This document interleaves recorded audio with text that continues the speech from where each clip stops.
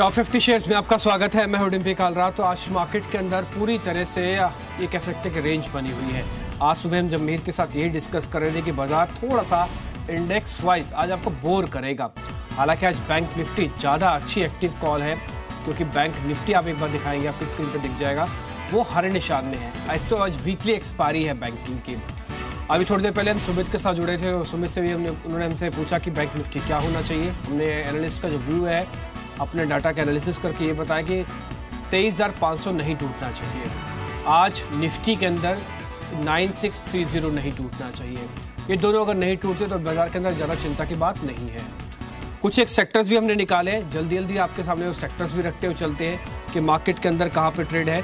पहले तो छोटा आईटी यानी कि ऐसी कंपनीज जो कि छोटी छोटी आईटी कंपनीज हैं, उनके अंदर एक अच्छा मूव है। केपीआईटी टेक आपको याद होगा कल भी हरे निशान में था, आज भी हरे निशान में है। इन स्पाइट ऑफ दिस कि बड़ी आईटी कंपनीज के अंदर अभी भी गिरावट है। पॉलरिस के अंदर आज एक आयशर के साथ करार हुआ, उसका मूव देखने को मिल रहा है। छोटी सरकारी कंपनीज में अच्छी बढ़त है। एसटीसी, एमएमटीसी और हिंदुस्तान जिंक, इन दोनों एसटीसी और एमएमटीसी में तो डिसइन्वेस्टमेंट यानी कि विनिवेश का बज़ भी है, इसलिए शेयर शायद जल्दी जल्दी नीचे नहीं आए। ये शेयर चलती ऐसे महीने में 2 दिन चलेंगे, लेकिन चलेंगे 15%, तो आपको वैसे मिल जाता है। आज छोटी टूरिज्म फाइनेंस जो कंपनी है, फिर टूरिज्म से जुड़ी कंपनीज हैं, वहाँ पर अच्छा मूव है। टूरिज्म फाइनेंस तो हमने आपको सुबह ही बताया था। महिंद्रा हॉलीडे 4.5% और कॉक्स एंड किंग करीब 3% की बढ़त के साथ ट्रेड कर रहा है। इसके अलावा कुछ फार्मा कंपनीज, ये जो तीनों फार्मा कंपनीज है ना, ये रुकी हुई फार्मा कंपनीज थी जो आज चली हैं। डॉक्टर रेड्डीज एक ही दिन में 4.5% ऊपर, वोकार्ड एक ही दिन में 3.5%, सन फार्मा के अंदर आज शानदार मूव 3% का आता हुआ दिखा है। तो इट्स ए गुड कॉल। यहाँ पे रुके हुए फार्मा कंपनीज चल रही हैं। जो शेयर चल रहे थे वो आपके सामने, यानी कि टायर कंपनीज, बालकृष्ण, एमआरएफ, जेके, C8 सभी के अंदर आज फिर से मोमेंटम देखने को मिल रहा है। इसके अलावा अब वो शेयर जो कि कैश डिलीवरी में सबसे ज़्यादा आपके पास लोगों के पास है, उसमें गुजरात पीपावाव काफ़ी सारे लोगों के पास है। Thomas cook and dB Corp, ये 3 शेयर ऐसे हैं जिनमें कैश डिलीवरी 90% से भी ज़्यादा की है। तो इन शेयरों को तो मिस किया ही नहीं जा सकता। यहाँ पे एक अच्छा मोमेंटम है। आज सिनेमा की कंपनीज भी चल रही हैं। 2 सिनेमा की कंपनी पीवीआर और आईनॉक्स लेजर, इनके अंदर भी अच्छा मूव आता हुआ दिख रहा है। पीवीआर करीब 5% की बढ़त के साथ ट्रेड कर रहा है। और रियलिटी के अंदर मिक्स है, रियल एस्टेट के अंदर मिक्स कारोबार हो रहा है। 2 कंपनी उतारेंगे, कमर्शियल कारोबार की और एक रेसिडेंशियल में। हालांकि रेसिडेंशियल भी कमर्शियल भी है। डीएलएफ करीब 1.5% ऊपर, एचडीएल करीब 3.25% नीचे। एक ही सेक्टर की 2 कंपनीज का हाल आप देखिए कैसे देखने को मिल रहा है। बहुत ही पॉकेट टू पॉकेट आपको ट्रेड करना होगा, ये मार्केट हमको इंडिकेट कर रहा है। आशीष क्याल आज के मेहमान मेरे साथ जुड़ चुके हैं। उनसे पहले पर निफ्टी का व्यू लेते हैं और उसका 2 खास मेहमान का भी आपको निफ्टी का आउटलुक बताएंगे। पहले आशीष आपकी बारी। शुभल तो शुक्रिया समय देने के लिए। निफ्टी पर आपका आउटलुक क्या है? आज का ट्रेड, सिर्फ आज का इंट्राडे ट्रेड 9630, 9600 ये स्टॉप लॉस है। टारगेट आप बता दें सर। देखिए डिम्पी, निफ्टी अगर देखा जाए तो पिछले 6 से 8 दिनों में एक बहुत ही छोटे रेंज में चल रहा है। ये करीबन 100 पॉइंट का मूव दिखाया है खाली 7 दिन 8 दिन के अंदर। तो ये देखते हुए लग रहा है कि एक छोटा ट्रेड ही करना होगा। यहाँ बाय की जा सकती है। नीचे 9600 का स्टॉप लॉस रख के ऊपर 9710 का एक टारगेट रखना होगा, जो कि प्रीवियस एक हाई बनाया था 2 दिन पहले। 9710 के टारगेट के साथ इधर ट्रेड किया जा सकता है। ठीक है, 9010 जो हम आपके रेंज कह भी रहे थे कि 9600 शायद नहीं टूटेगा, अभी भी वही स्टॉप लॉस वही बना हुआ है। तो एक छोटा सा ट्रेड वहां पर अभी भी लिया जा सकता है अगर कोई निफ्टी के अंदर आज लेना चाहता है। रेंज आपको बता दी है 9610 की होगी, 9700 के पार भी जा सकता है, ये भी ध्यान रखना होगा। आज सुबह हमने हेमंत ठकराल से भी बातचीत की, एक बार उनका व्यू भी सुन लेते हैं। वो निफ्टी पर क्या आउटलुक दे रहे हैं अपना। अगर आपको इस मार्केट में बुल रन एंजॉय करना है तो 98 कॉल प्लस करना ज्यादा बेटर रहेगा। मेरी अभी भी सलाह यही है कि आप 98 कॉल प्लस कीजिए, क्योंकि 95 पुट बेचना बिल्कुल सेफ है, लेकिन बहुत लिमिटेड प्रॉफिट आएगा। तो मुझे उसकी सेफ्टी पे बिल्कुल डाउट नहीं है, लेकिन प्रॉफिट लिमिटेड आएगा। मुझे अभी भी लगता है कि मार्केट जो है वो एक अच्छा स्पाइक दे सकता है बिफोर दिस एक्सपायरी। तो अगर एक अच्छा स्पाइक दे सकता है और वाकई में 98 टारगेट जो हम सोच रहे हैं वो आ सकता है, तो 98 की कॉल लगभग 40 से 70% तक रिटर्न दे सकती है, डिपेंडिंग अपॉन कि 98 कब पहुंचता है निफ्टी। 100 की कॉल भी आपको मिल गई है। हमने आपको इंडेक्स बताया, उसकी रेंज पता लग गई, 9610 स्टॉप लॉस पता लग गया। ऑप्शन लेना चाहते हैं 9800 की कॉल ले सकते हैं। पुट भी आपके सामने ग्राफिक्स में दिख गई थी आपको। अब एक आपको मेगा व्यू सुनाते हैं। आज हमने रिदम देसाई से बातचीत की। ये मेहमान कई बार हमारे साथ जुड़े हैं और इनकी जो कॉल है वो बिल्कुल सटीक बैठती है। उनका आउटलुक क्या है निफ्टी पर, एक बार वो भी सुनते हैं। अगर आप 5 साल का व्यू पकड़े और जो मैंने पहले कहा था 20% का अगर अर्निंग्स कंपाउंडिंग होए तो यहाँ से निफ्टी 3 गुना हो सकता है 5 साल में। अगले 12 महीने में जो रिटर्न है वो मुझे लगता है कि पिछले 6 महीने से थोड़ा कम रहेगा, मॉडरेट होगा। साल की शुरुआत में हम बहुत बुलिश थे इंडिया पे, लेकिन जो रिटर्न आ चुका है ये साल वो हमारे एक्सपेक्टेशन से थोड़ा ज़्यादा ही है। तो अगले 6-12 महीने में मुझे लग रहा है कि इंडेक्स थोड़ा सा रिटर्न, जो पेस ऑफ रिटर्न है वो मॉडरेट हो जाएंगे। ठीक है, अब आपको इंट्राडे, आपको ऑप्शन, आपको 6 महीने से 1 साल का रिटर्न, आपको 5 साल का रिटर्न, पूरा बाजार का दे दिया। आप कहाँ चाहेंगे और पूछने के लिए कि निफ्टी क्या करने दीजिए उनको। जो 5-5 लोगों का पैनल लेके आते हैं मतलब नहीं है, सटीक जानकारी यहीं मिलेगी आपको। अच्छा है, आज हमने ना जब रिदम से बात कर रहे थे उनसे हमने एक सेक्टोरियल व्यू भी पूछा है। एक बार वो भी सुनते हैं कौन से सेक्टर पे अपनी वो पिक्स दे रहे हैं। ज़्यादा कैपिटल मिलने वाला नहीं है, so they will lose market share to privates.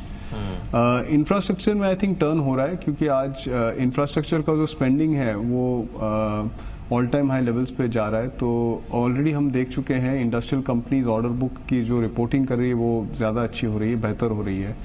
और टेलीकॉम में मुझे लगता है कि ये जो कंसोलिडेशन चल रहा है सेक्टर में, उससे लेके आई थिंक अगले 12 से 18 महीने में थोड़ा सा प्राइसिंग पावर वापस आ जाएगा, लेकिन समय लगेगा। ये 2017 की स्टोरी नहीं है, 2018 की स्टोरी है। आईटी में वैल्यूएशन सस्ते हैं, तो मुझे लगता है ये लेवल से रिस्क रिवॉर्ड रेशियो ज़्यादा अच्छा है। ठीक है, आईटी के वैल्यूएशन सस्ते हैं, सरकारी बैंकों में थोड़ा भी रुक जाना चाहिए। इसके अलावा कुछ एक और सेक्टर्स भी रिदम बता रहे हैं कि जहां पे आप ट्रेड ले सकते हैं, उसमें टेलीकॉम भी कह रहे हैं कि थोड़ा सा समय देने की यहाँ पे ज़रूरत पड़ेगी। अब हमने जो सेक्टर्स निकाले आज के मोमेंटम वाले, एक बार वो भी आपके सामने रखते हैं और डिस्कस करना शुरू करते हैं। आज हमने देखा कि छोटी आईटी कंपनीज के अंदर अच्छा मूव देखने को मिल रहा है। केपीआईटी टेक कल भी चल रहा था, आज भी चल रहा है। आपकी रिकमेंडेशन चाहिए केपीआईटी पे आशीष? देखिए, ओवरऑल ट्रेंड आईटी कंपनी में दबाव बना हुआ था, लेकिन अभी कुछ पॉजिटिव रुझान आता हुआ नजर आ रहा है। केपीआईटी में भी अगर देखा जाए तो यहाँ से हो सकता है एक लो बन चुका हो और ऊपर में एक रेजिस्टेंस जो निकल कर आता है ये स्टॉक के अंदर करीबन 125-126 का है। अगर वो लेवल आंकड़ा पार कर जाता है वीकली क्लोजिंग बेसिस पे तो अच्छा खासा पॉजिटिव मूव आ सकता है। इसमें यहाँ पर लॉन्ग किया जा सकता है। 105 का एक स्टॉप लॉस रखना होगा, थोड़ा दूर का है, पोजिशनल है, लेकिन 105 का एक स्टॉप लॉस लगा के रखिए और 125 का आंकड़ा अगर वीकली बेसिस पे पार करता है तो पॉजिटिव रुझान इसमें बन सकता है। ठीक है, आपके सामने आपको रिकमेंडेशन मिल जाएगी, ग्राफिक्स भी आ जाएगा। 105 का स्टॉप लॉस है, 125 का टारगेट है। It's a buy call.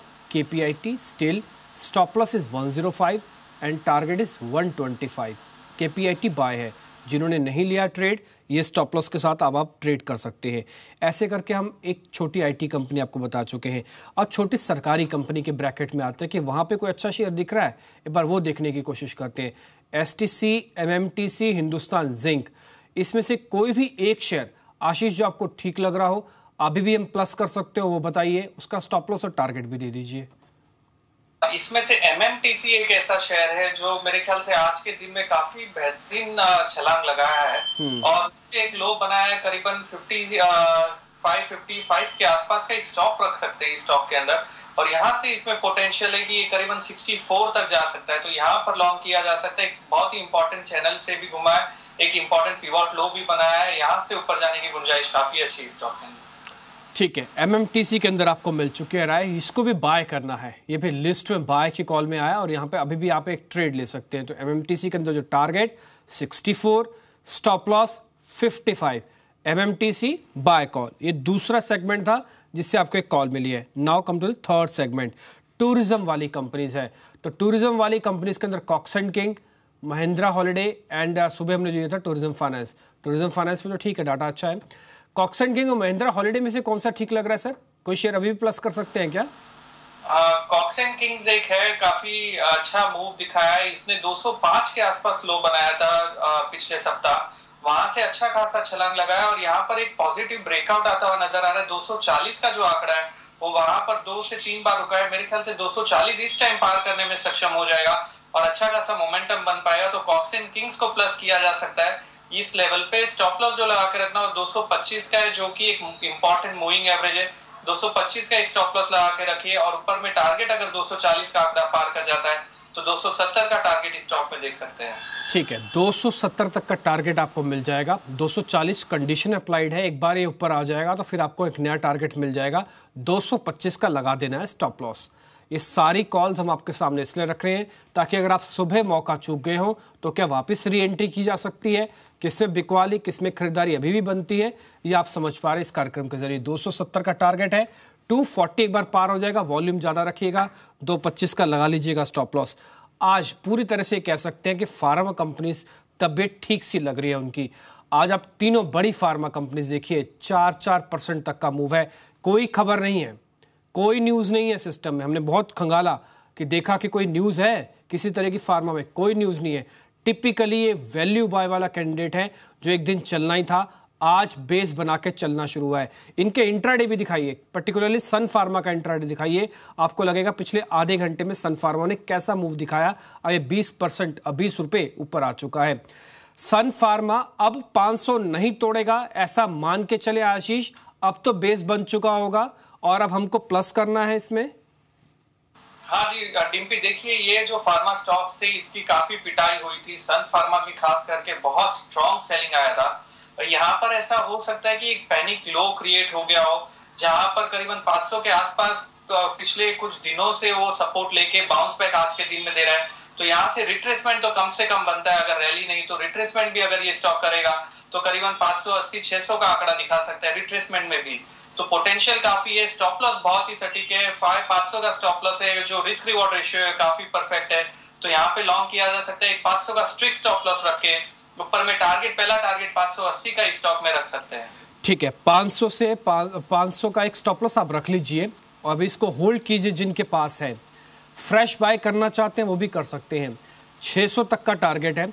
अवधि इंट्राडे 1-2 दिन की नहीं है, थोड़ा पोजीशनल ट्रेड होगा, हफ्ता भर 10 दिन भी रखना पड़ सकता है। लेकिन एक चीज़ तय है, सन फार्मा 500 का बेस बना चुका है। ये पिछले 5 दिन में कभी भी 500 के नीचे नहीं गया, पिछले 8 दिन में कभी 500 के नीचे नहीं गया। अब इसके पास एक अच्छा बेस है, ये ध्यान देने वाला शेयर है। और दूसरा है टायर कंपनीज। टायर में अभी भी वैल्यू है, अगर वैल्यू है तो कौन से शेयर में है?